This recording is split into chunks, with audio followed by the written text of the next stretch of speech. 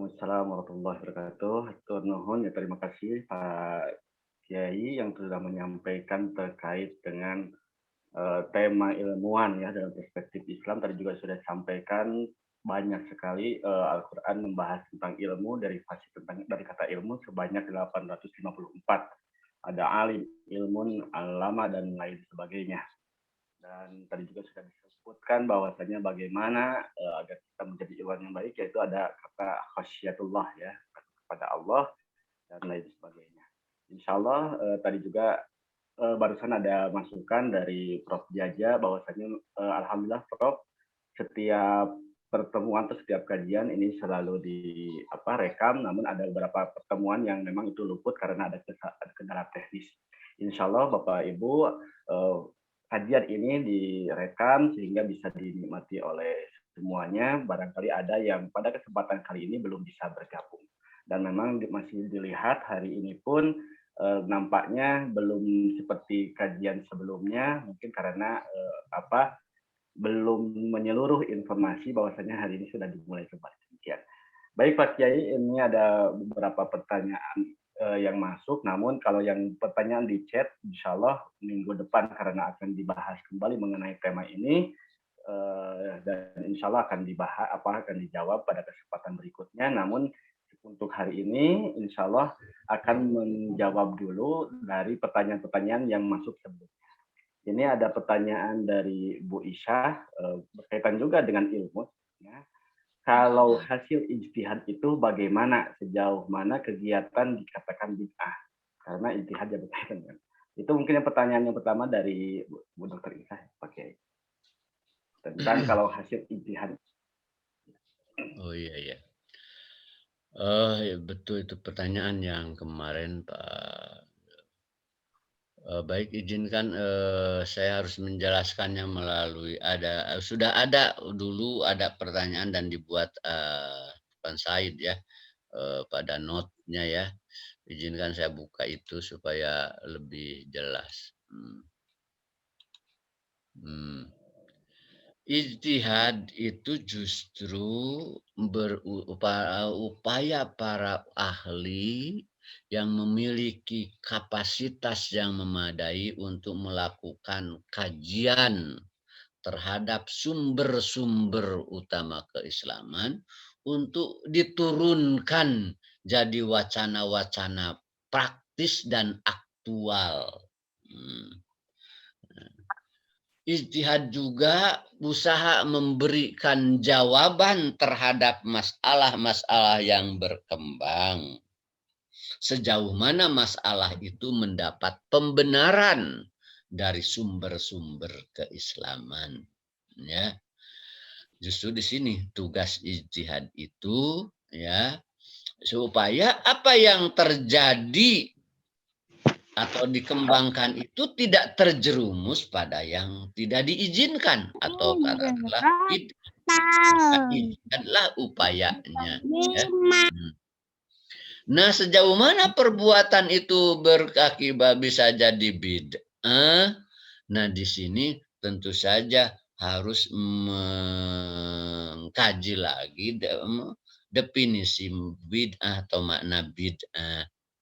Ini agak lumayan ini Pak Riris.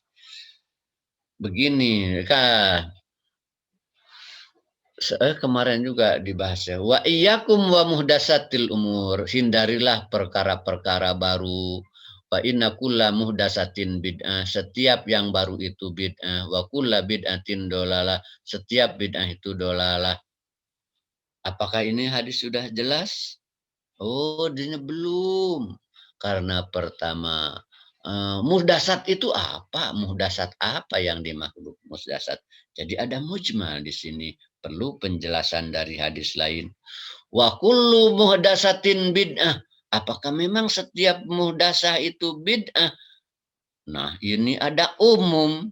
Umum itu para ulama sepakat kalau ada hadis yang umum jangan tergesa-gesa mengamalkannya, harus dicari dulu barangkali ada yang mengkhususkan, yang mengecualikannya. Nah, kemujmalan dan keumuman itu bisa dijawab oleh hadis yang paling populer di antara kita, yaitu tentang bid'ah. Ya, dari Bukhari itu, man ahdasa fi amrina ma laisa minhu fahuwa raddun. Barang siapa yang membuat hal yang baru, ibadah atau akidah, ya, ahdasa itu tidak ada contoh dari Rasul. Ma laisa minhu, yang tidak ada dasar dari agama itu sendiri, atau malai sapihi, fahuwa raddun. Maka coba lihat di sini saja dibuatnya, ya. Man ahdasa, nah ini man ahdasa fi amrina, membuat yang baru. Baru itu apa? Tidak ada contoh dari Rasul. Fi amrina, menyangkut agama kami, maksudnya ibadah dan akidah. Dikatakanlah ibadah saja supaya singkat. Ma laisa minhu, yang bukan bagian dari agama sendiri itu, agama itu sendiri, maksudnya yang tidak ada dasar dari agama itu sendiri. Bahwa raddun, nah itulah yang ditolak. Mardud, bid'ah itu harus dicatat. Ahdasa baru, tidak ada contoh Rasul, mengenai ibadah atau akidah, tidak ada dasar. Tiga nih harus begitu. Baru, tidak ada contoh dari Rasul, menyangkut ibadah, kedua, ketiga, tidak ada dasar, baru itu bid'ah. Nah, seperti apa? Jarah ke kubur tapi minta-minta kepada yang dikubur. Mama, saya belum laku-laku, sudah usia sekian puluh tahun umpamanya, ya, datang ke kuburan. Tolong carikan jodoh saya kepada mama yang sudah mati. Nah, itu bid'ah kan? Itu musyrik kan? Atau sholat, ya sholat sambil makan. Ruku, sujud, sebelum ruku makan dulu, minum dulu, ruku gitu. Wah, itu bid'ah kan? Tidak ada contoh.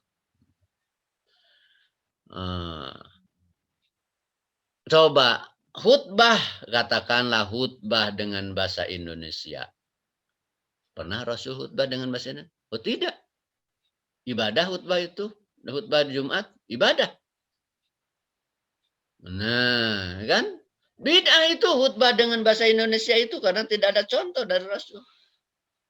Oh, masalahnya ada dasarnya tidak. Kalau ada dasar, jalan, bukan bid'ah. Ada dasarnya tuh bahwa Rasulullah suka memperpanjang sholat, mempersingkat khutbah. Al-mau'idah yuqassirul mau'idah, sebutnya khutbah sebut mau'idah. Kalau mau'idah harus dimengerti. Mau'idah itu harus menjadi santapan otak dan hati. Ya harus, oh kalau harus dimengerti, ya pakai bahasa yang dimengerti. Begitu. Jadi baru tidak contoh dari Rasul menyangkut ibadah, tapi ada dasar jalan gitu, ya. Nah, bukan bid'ah. Semua begitu patokannya. Baru ada dasar tidak? Menyangkut ibadah ada dasar tidak? Tidak ada dasar, jangan. Nah, seperti tadi itu bid'ah. Apalagi ya contohnya?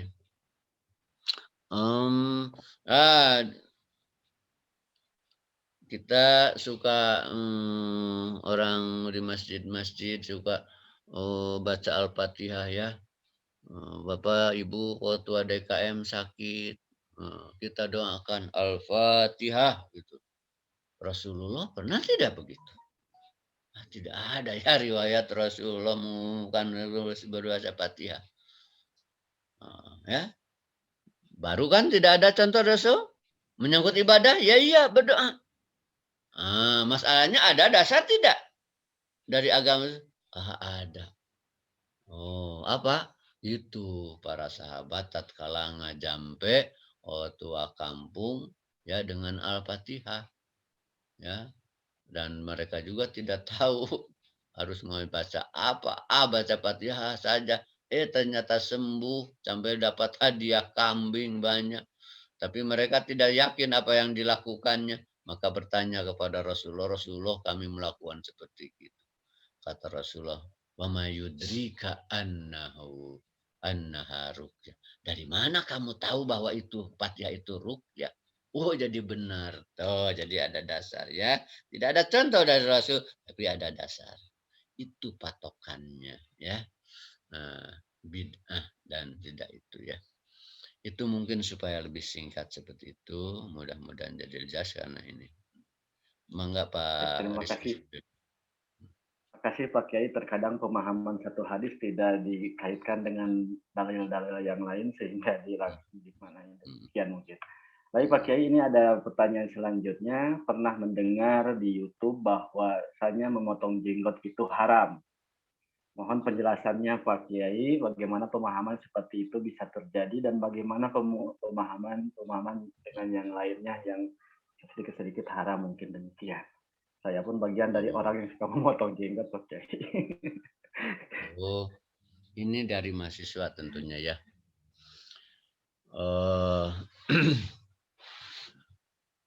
Betul ya, mungkin ya di YouTube bisa terjadi kan sekarang sedang ya rame saling menyalahkan begitu ya. Begini, doa bagusnya ditulis hadisnya, tapi begini, hadisnya macam-macam. Hadisnya begini riwayat Muslim, qassus syawarib wa'ful liha, khaliful majus, ada juga khaliful musyrikin. Qassus syawarib, potong kumis, wa'ful liha, dan biarkan panjang al-liha. Ada dalam riwayat lain, wawaffiru, dan suburkan, biarkan jenggot itu panjang. Itu perintah. Jadi pantas wajib itu Pak Risris. Jadi kalau Pak Risris tidak berjenggot itu mukhalafatus sunnah itu. Ya. Nah, harus lengkap baca hadis. Seharusnya tuh khaliful majus atau khaliful. Coba harus diperhatikan ini redaksinya. Qassus sawarib wa'ful liha khaliful majus atau khaliful. Beda kalau redaksinya begini. Qassus sawarib wa'ful liha wa khaliful. Beda. Harus dua-duanya. Kalau begini redaksinya rata-rata begini. Qassus sawarib, potong kumis, wa'ful liha, biarkan jenggot, khaliful yahud tanpa wau, itu berarti motong kumis dan manjangkat jenggot dalam rangka berbeda identitas dengan Yahud. Karena itu kata ilmu balaghah itu kamalul ittisal. Artinya khaliful Yahud itu yaitu khaliful potong kumis panjang itu khaliful Yahud. Itu kamalul itu. Dan rata-rata tidak sedia begitu. Bahkan ada redaksi begitu kalau tidak sah. La tusyabbihu bil Yahud atau ya bil Yahud bi ahlil kitab. Jamu jangan menyerupai ahli kitab. Khusus sawarib, potong kumis dan jangan serupa. Tuh. Rata-rata dipasalkan itu tanpa kata penghubung ya. Kalau tanpa kata penghubung itu kemungkinannya kamalul ittisal sangat erat atau sibuk kamal atau tidak sangat erat tapi erat sekali bisa menjadi ilat. Ini dua-duanya mungkin. Jadi yang potong kumis dan memanjangkan jenggot itu hakikatnya merupakan pewujudan dari supaya berbeda identitas dengan Majus dan Yahud. Itu bahasa. Kalau terus terang, mohon maaf, kalau tidak masuk ke bahaya bahasa balaghah begitu, ini tentu akan cenderung pemahamannya salah. Dan pasal-pasal dalam ilmu balaghah termasuk bagian yang paling halus dan paling tinggi. Sehingga kalau begini redaksinya, khusus potong kumis, panjangkan jenggot, dan berbedalah. Maka itu dua hal. Potong kumis panjang wajib, berbeda dengan itu wajib. Dua hal jadinya, atau bahkan tiga hal. Kalau begitu redaksinya. Nah, saya amati redaksinya rata-rata begitu. Tanpa kata penghubung. Berarti apa? Potong kumis, panjangkan jenggot itu. Ya, alasannya apa? Alasannya supaya Muslim memiliki identitas yang berbeda dengan kafir yang sedang konfrontasi. Sekali lagi, dengan kafir yang sedang konfrontasi. Kalau itu jadi alasan, apanya beda identitas itu, maka hukum itu ada tatkala ada alasan. Sehingga para ulama menurutkan keluar al-hukmu yaduru ma'al ilah. Hukum itu berjalan sesuai dengan alasan. Ada alasan, ada hukum. Nah, di sini pemahaman Syafi'iyah itu luar biasa, saudara-saudara, ya. Nah, jadi hadis-hadis itu betul-betul dikumpulkan, kemudian dikaji karakteristik kalimatnya. Sehingga ada alasan, artinya apa? Alasannya dulu identitas orang-orang Majusi dan musyrik itu kumisnya panjang-panjang, karena ini yang penjelasannya, dan jenggotnya pendek-pendek. Nah, Rasulullah ingin Muslim berpenampilan dengan identitas yang beda. Muslimah potong kumis, panjangkan jenggot. Oh, jadi ini pemahaman hadis ini tidak tekstual, tidak sekedar di permukaan teks, tapi betul-betul masuk kepada konteks. Karena masuk kepada konteks menangkap substansi. Karena menangkap substansi, maka akan mampu menjawab perkembangan secara aktual. Dulu para majelis ulama Indonesia ya pernah mengharamkan dasi. Saya dengar itu. Karena di masa penjajahan, karena identitas pakaian orang penjajah itu, kewakilan gagahnya itu, dan sedang konfrontasi dengan Muslim adalah apa? Adalah dasi dia pakaiannya. Muslim haramkan. Nah, itu memahami substansi hadis ini. Ya, memahami substansi hadis ini.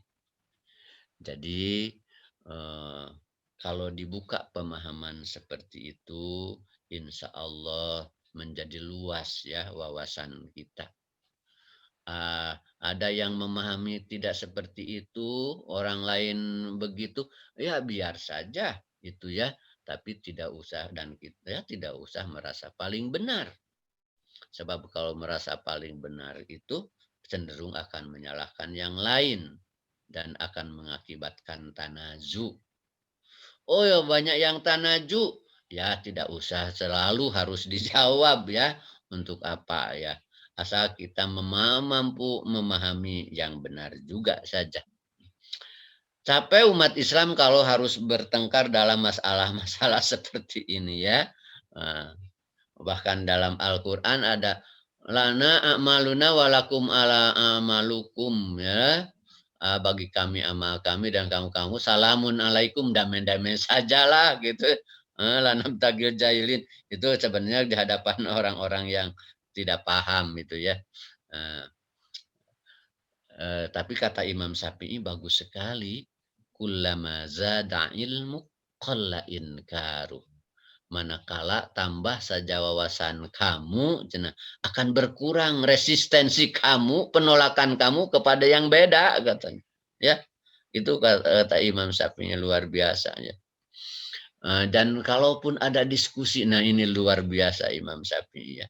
Kalau mau diskusi, dialog, begini kata beliau, mana dortu ahadan illa wadidtu ayyudhirallahul haqqa ala yadayhi. Aku tidak berdiskusi dengan seseorang melainkan aku berharap, menginginkan agar Allah menampakkan kebenaran itu melalui orang itu. Wah, kan kita mah kebenaran tuh inginnya dikatakan oleh kita saja, ya. Tapi Imam Syafi'i luar biasa.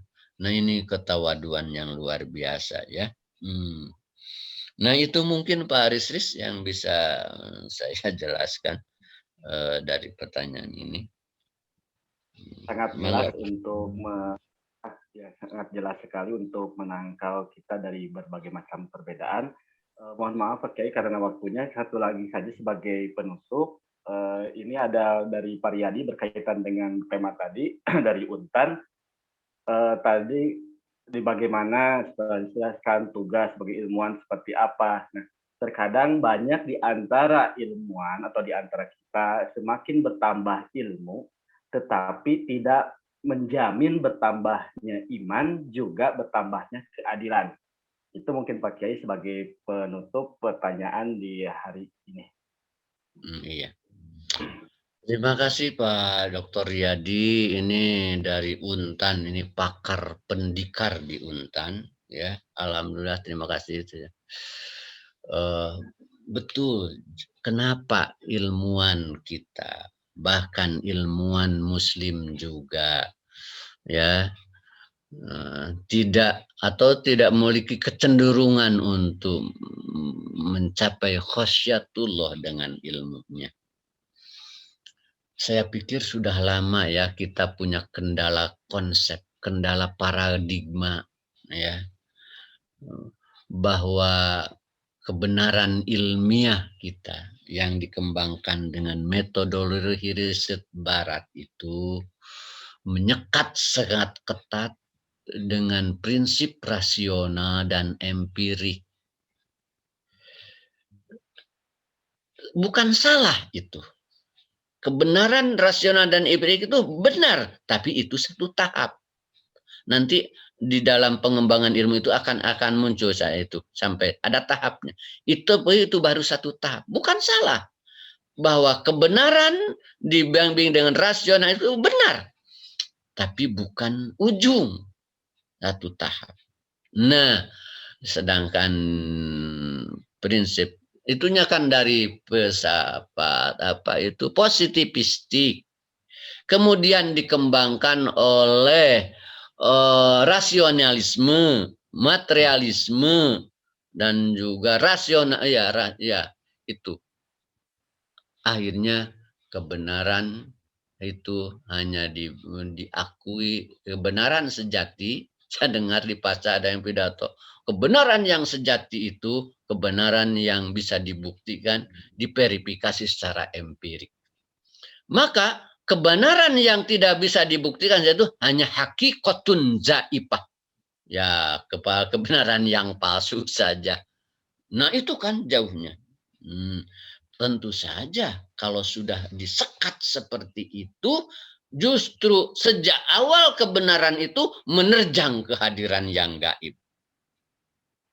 Ya, jadi hampir-hampir mustahil memang kalau kita taat penuh kepada itu. Maka tak salah kalau kemudian ilmu bisa menjadi katakanlah jadi alat untuk perilaku-perilaku yang tidak mulia. Karena itu. Tapi itu pun diungkapkan oleh Al-Quran. Memang itu adalah, kalau Al-Quran itu ada furqan, ya, ada furqan pemisah pada batas. Ya, seperti yang tadi saya katakan. Kenapa begitu? Mereka tidak sampai kepada yang gaib. Ya'lamuna dhahiram minal hayatid dunya wa hum anil akhirati hum ya. Mereka taunya hanya sisi empirik saja dari kehidupan dunia, dan mereka lalai dari kehidupan yang gaib dan akhirat. Nah, itulah justru bagian kita, ya, menyampaikan harapan dan pesan-pesan ini. Insya Allah akan tahapan-tahapan berpikirnya, insya Allah akan saya kemukakan pada kajian minggu depan, ya, proses pembelajaran dan pengembangannya. Mudah-mudahan, mungkin itu saja Pak Risis yang bisa saya jelaskan. Mudah-mudahan ada manfaatnya bagi kita sekalian. Ya, baik, terima kasih Pak Kiai.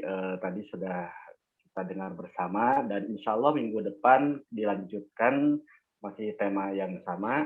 Dan alhamdulillah Ini surat Ali Imran ayat 18 terkait dengan ilmuwan dalam perspektif Al-Quran ya. Masukan dari Prof. Karim. Dan alhamdulillah Prof. Karim juga sudah hadir di sini ya.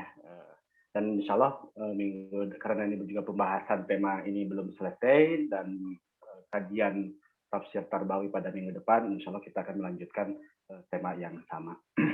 Demikian kajian hari ini. Mohon kiranya pakai juga untuk menutup dengan doa seperti biasa. Mudah-mudahan kita menjadi dengan bertambahnya ilmu juga bertambah ketakwaan kepada Allah Subhanahu wa taala. Maka Pak Kiai untuk berdoa. Bismillahirrahmanirrahim. Allahumma salli wa sallim wa barik. Amin. Ya Allah, ya Rabbal Alamin. Alhamdulillah hamdan yuafi ni'amahu wa yukafi'u majidah. Rabbana lakal hamdu kama yanbaghi li jalali wajhikal karimi wa azimi sultani. Ya Hayyu ya Qayyum ya Dzal Jalali wal Ikram. La ilaha illa anta birahmatika nastaghith wa min adzabika nastajir. La takilna ila anfusina wa la ila ahadin min khalqika tarfata ain. Wa aslih lana syu'unana kullaha bima aslahta bihi ibadakas shalihin. Ya Allah yang Maha Pengasih lagi Maha Penyayang. Ya Allah yang Maha Pengampun lagi Maha Penyantun. Ampunilah kami ya Allah. Ampunilah dosa-dosa kami ya Allah. Ampunilah kedua orang tua kami ya Allah. Kasih sayangilah mereka sebagaimana mereka telah mengasihi sayangi kami di saat kami kecil ya Allah. Ampunilah guru-guru kami ya Allah. Berikanlah kasih sayang, magfirah dan kebaikan sebagai mereka telah memberikan perhatian dan kebaikan bahkan kasih sayangnya kepada kami ya Allah. Ampunilah juga kami ya Allah, anak-anak didik kami ya Allah, agar mereka mampu menempuh mencari ilmu yang penuh berkah, penuh cahaya sebagaimana Engkau harapkan. Ya Allah, jadikanlah kami orang-orang dan sebagai pendidik yang menjadi kepanjangan tangan dari Rasul-Mu ya Allah. Sebagai pendidik yang bertanggung jawab kepada wahyu amanat yang Engkau turunkan kepada Rasul-Mu ya Allah, sebagai pendidik yang mampu mencerahkan kehidupan manusia di dunia sekaligus mencerahkan kehidupan mereka untuk akhiratnya ya Allah. Jadikanlah segala upaya kami, apapun yang kami lakukan, pendidikan, pengajaran yang kami lakukan betul-betul sebagai jalan untuk menatap indahnya kebesaran dan keagungan wajah-Mu ya Allah. Pertemukanlah kami dalam seluruh pembelajaran yang kami lakukan, penelitian yang kami lakukan, pertemukan dengan keagungan-Mu ya Allah, sehingga kami berujung menikmati indahnya sapaan-Mu melalui ilmu-ilmu yang Engkau bukakan bagi kami ya Allah. Rabbana taqabbal minna innaka antas samiul alim wa tub alaina innaka antat tawwabur rahim. Rabbana atina fid dunya hasanah wa fil akhirati hasanah wa qina adzabannar. Walhamdulillahi rabbil alamin. Al-Fatihah. A'udzubillahi minasyaitonir Alhamdulillah.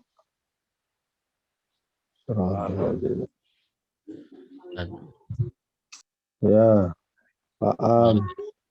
Assalamualaikum Ustaz. Alhamdulillah. Nuhun Prof, nuhun pisan.